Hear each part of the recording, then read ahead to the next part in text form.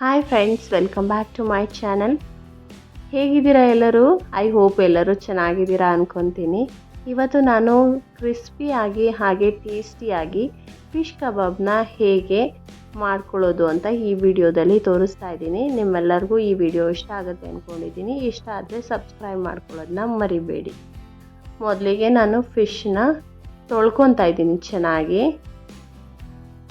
ಆದಷ್ಟು ಫಿಶ್ನ ಎಷ್ಟು ಚೆನ್ನಾಗಿ ತೊಳಿತೀವೋ ಅಷ್ಟು ಚೆನ್ನಾಗಿರುತ್ತೆ ಟೇಸ್ಟು. ಇಲ್ಲ ಅಂದರೆ ಅದು ಸ್ಮೆಲ್ ಇದ್ದರೆ ಕೆಲವರು ತಿನ್ನಲ್ಲ, ಅದಕ್ಕೋಸ್ಕರ ಹೇಳ್ತಾ ಇದ್ದೀನಿ ಅಷ್ಟೇ. ಆ ಫಿಶನ್ನ ತೊಳ್ಕೊಂಡು ಮತ್ತೆ ಇನ್ನೊಂದು ಸಲ ಅರಿಶಿನ ಅಥವಾ ರಾಗಿ ಹಿಟ್ಟು ಅಥವಾ ಹರಳೆಣ್ಣೆ ಅಂದರೆ ಕ್ಯಾಸ್ಟರ್ ಆಯಿಲ್, ಈರುಳ್ಳಿನ ಸೇರಿಸ್ಕೊಂಡು ತೊಳ್ಕೊಳ್ಳೋದ್ರಿಂದ ಅದರಲ್ಲಿರೋ ಸ್ಮೆಲ್ಲು ಕಂಪ್ಲೀಟಾಗಿ ಕಡಿಮೆ ಆಗುತ್ತೆ. ಅದಕ್ಕೋಸ್ಕರ ನಾನು ಹರಳೆಣ್ಣೆ ಮತ್ತು ಈರುಳ್ಳಿನ ಸೇರಿಸ್ಕೊಂಡು ಚೆನ್ನಾಗಿ ಫಿಶ್ಗೆ ಚೆನ್ನಾಗಿ ಹಚ್ಕೊತಾ ಇದ್ದೀನಿ. ಅದನ್ನೆಲ್ಲ ಚೆನ್ನಾಗಿ ಮಿಕ್ಸ್ ಮಾಡಿಕೊಂಡು ಆಮೇಲೆ ನೀರನ್ನು ಜಾಸ್ತಿ ಸೇರಿಸ್ಕೊಂಡು ತೊಳ್ಕೊಬೇಕಾಗತ್ತೆ. ಅದರಿಂದ ಅದರಲ್ಲಿರೋ ಸ್ಮೆಲ್ಲೆಲ್ಲ ಕಡಿಮೆ ಆಗುತ್ತೆ. ಅದಕ್ಕೋಸ್ಕರ ಆದಷ್ಟು ಚೆನ್ನಾಗಿ ತೊಳ್ಕೊಂಡ್ರೆ ಚೆನ್ನಾಗಿರುತ್ತೆ. ಹೊರಗಡೆ ನಾವು ಕಟ್ ಮಾಡಿಸಿ ತೊಳ್ಸಿರ್ತೀವಲ್ಲ, ಅದು ಅಷ್ಟು ಚೆನ್ನಾಗಿ ತೊಳೆದಿರಲ್ಲ. ಅದಕ್ಕೋಸ್ಕರ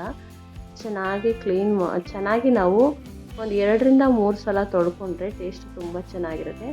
ನಾನು ಈ ಫುಲ್ಲೂ ಕಬಾಬ್ ಮಾಡ್ತಾಯಿಲ್ಲ, ಅದರಲ್ಲಿ ಸ್ವಲ್ಪ ಈ ತಲೆ ಮತ್ತು ಬಾಲ ಎಲ್ಲ ಇರುತ್ತಲ್ಲ ಫಿಶ್ದು, ಅದನ್ನು ಸಪ್ರೇಟ್ ಸಾಂಬಾರು ಮಾಡಿದ್ದೀನಿ.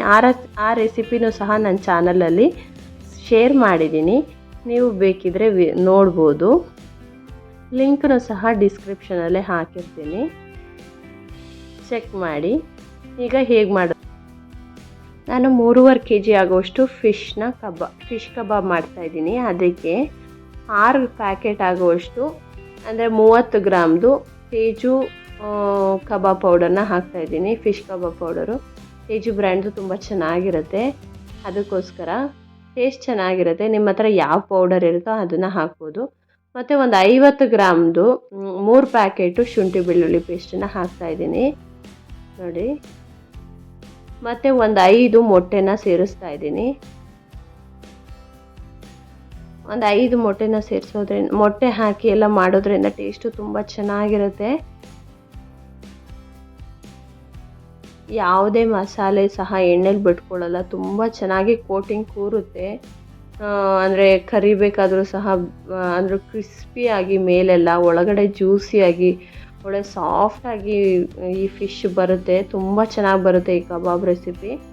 ಅದಾದಮೇಲೆ ನಾನು ಒಂದು 2ರಿಂದ 3 ಸ್ಪೂನ್ ಆಗುವಷ್ಟು ಈ ಬ್ಯಾಡಗೆ ಮೆಣಸಿನ್ಕಾಯಿನ ಪೇಸ್ಟ್ ಮಾಡಿ ಹಾಕಿದ್ದೀನಿ. ಬ್ಯಾಡಗೆ ಮೆಣಸಿನ್ಕಾಯಿ, ಅದ್ರ ಜೊತೆಗೆ ಒಂದು 2 ಖಾರದ ಮೆಣಸಿನ್ಕಾಯಿನೂ ಹಾಕಿದೆ. ಅಂದರೆ ಬ್ಯಾಡಗೆ ಮೆಣಸಿನ್ಕಾಯಿ ಹಾಕೋದ್ರಿಂದ ಕಲರ್ ತುಂಬ ಚೆನ್ನಾಗಿ ಬರುತ್ತೆ. ನಾವು ಯಾವುದೇ ಕಲರ್ ಪೌಡರ್ ಏನೋ ಹಾಕೋದು ಬೇಡ, ತುಂಬ ಚೆನ್ನಾಗಿ ಬರುತ್ತೆ. ಟೇಸ್ಟು ಸಹ ಚೆನ್ನಾಗಿರುತ್ತೆ. ಹಾಗೆ ಕೋಟಿಂಗ್ ಚೆನ್ನಾಗಿ ಕೂರುತ್ತೆ ಈ ಫಿಶ್ ಮೇಲೆ. ಯಾವುದೇ ಎಣ್ಣೆಲಿ ಮಸಾಲೆ ಬಿಡಲ್ಲ, ಅಷ್ಟು ಚೆನ್ನಾಗಿ ಬರುತ್ತೆ. ನಾನೀಗ ಅದನ್ನೆಲ್ಲದನ್ನು ಆ ಫಿಶ್ ಜೊತೆ ಚೆನ್ನಾಗಿ ಸೇರಿಸ್ತಾಯಿದ್ದೆ ನೋಡಿ. ಚೆನ್ನಾಗಿ ಮಿಕ್ಸ್ ಮಾಡಿ ನೋಡ್ತಾಯಿದ್ರೆ ಎಷ್ಟು ಚೆನ್ನಾಗಿ ಕಲರಿಂಗು, ಅದ್ರ ಮೇಲೆ ಕೋಟಿಂಗ್ ಎಷ್ಟು ಚೆನ್ನಾಗಿ ಕೂತಿದೆ. ತುಂಬ ಚೆನ್ನಾಗಿ ಬರುತ್ತೆ.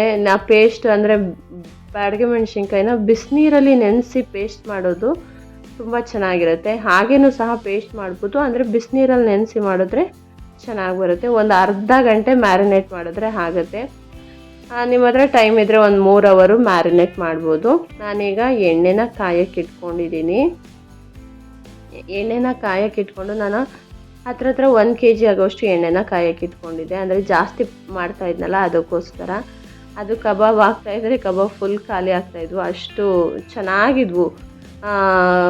ಅಂದರೆ ಯಾವ ಥರ ಬೇಯಿಸ್ತಾ ಇದ್ವು ಹಾಗೆ ಖಾಲಿ ಆಗ್ತಾಯಿದ್ವು, ಅಷ್ಟು ಚೆನ್ನಾಗಿದ್ವು ಕಬಾಬು. ನೀವು ಸಹ ಮನೇಲಿ ಟ್ರೈ ಮಾಡಿ. ನಿಮಗೆ ಈ ವಿಡಿಯೋ ಯೂಸ್ಫುಲ್ ಅನಿಸಿದ್ರೆ ಲೈಕ್ ಮಾಡಿ, ಶೇರ್ ಮಾಡಿ. ಹಾಗೆ ನಿಮ್ಮ ಫ್ಯಾಮಿಲಿ ಫ್ರೆಂಡ್ಸ್ ಜೊತೆನೂ ಸಹ ಶೇರ್ ಮಾಡಿಕೊಂಡು ಸಬ್ಸ್ಕ್ರೈಬ್ ಮಾಡ್ಕೊಳ್ಳೋದನ್ನ ಮರಿಬೇಡಿ. ನಾನೀಗ ಚೆನ್ನಾಗಿ ಕರಿತಾ ಇದ್ದೀನಿ. ಅಂದರೆ ಮೀಡಿಯಮ್ ಫ್ಲೇಮಲ್ಲಿ ಇಟ್ಕೊಂಡು ಕರಿಬೇಕು. ತುಂಬ ಲೋ ಫ್ಲೇಮಲ್ಲಿ ಇಟ್ಟರೂ ಸಹ ಏನಾಗ್ಬಿಡುತ್ತೆ ಅಂದರೆ ಫಿಶ್ಶು ಸಾಫ್ಟ್ ಆಗಿಬಿಡುತ್ತೆ, ಅಷ್ಟು ಚೆನ್ನಾಗಿ ಬೆಂದಿರಲ್ಲ. ಅಂದರೆ ತಿನ್ನೋಕ್ಕೆ ಒಂಥರ ಆಯಿಲಿ ಅನಿಸುತ್ತೆ. ಅಂದರೆ ಮೀಡಿಯಮ್ ಟು ಹೈ ಫ್ಲೇಮಲ್ಲಿ ಇಟ್ಕೊಂಡು ಚೆನ್ನಾಗಿ ನೊರೆ ಬರೋ ಥರ ಬೇಯಿಸ್ಕೋಬೇಕು. ಜಾಸ್ತಿ ಹೊತ್ತು ಬೇಯಿಸೋದೇನು ಬೇಕಿರಲ್ಲ ಫಿಶ್ನ, ಆದ್ರೂ ಒಂದು ಮೀಡಿಯಮ್ ಟು ಹೈ ಫ್ಲೇಮಲ್ಲಿ ಇಟ್ಕೊಂಡು ಚೆನ್ನಾಗಿ ಬೇಯಿಸ್ಕೋಬೇಕು. ನಾವು ಅದು ಕಬಾಬ್ನ ತೆಗಿತಾ ಇದ್ರೆ ಅದು ಕ್ರಿಸ್ಪಿ ಅನಿಸ್ಬೇಕು, ಆ ಥರ ಆಗೋವರೆಗೂ ಚೆನ್ನಾಗಿ ಬೇಯಿಸ್ಕೋಬೇಕು. ನೀವೇ ನೋಡ್ತಿದ್ರೆ ಒಂದು ಸ್ವಲ್ಪನೂ ಸಹ ಮಸಾಲೆ ಬಿಟ್ಕೊಂಡಿಲ್ಲ. ಎಷ್ಟು ಚೆನ್ನಾಗಿ ನಾನು ಯಾವ ಥರ ಎಣ್ಣೆ ಹಾಕಿದ್ನೋ ಅಷ್ಟೇ ಕ್ಲಿಯರಾಗಿದೆ ಆಯಿಲ್. ಅಷ್ಟು ಒಂದು ಸ್ವಲ್ಪನೂ ಸಹ ಮಸಾಲೆ ಬಿಟ್ಕೊಳ್ದಂಗೆ ಸಖತ್ತಾಗಿತ್ತು. ನಾನು ಚೆನ್ನಾಗಿ ಬೆಂದ ಮೇಲೆ ಅದನ್ನು ತೆಗೆದಿಟ್ಕೊತಾ ಇದ್ದೀನಿ. ಬಾಳೆ ಎಲೆ ಮೇಲೆ ಸರ್ವ್ ಮಾಡ್ತಿದ್ರೆ ಸೂಪರಾಗಿರುತ್ತೆ. ಹೋಟೆಲಲ್ಲೆಲ್ಲ ಇರುತ್ತಲ್ಲ ಅದಕ್ಕಿಂತ ಸಖತ್ತಾಗಿ ಮನೇಲಿ ಮಾಡಿಕೊಂಡ್ರೆ ತುಂಬ ಚೆನ್ನಾಗಿರುತ್ತೆ ಟೇಸ್ಟು.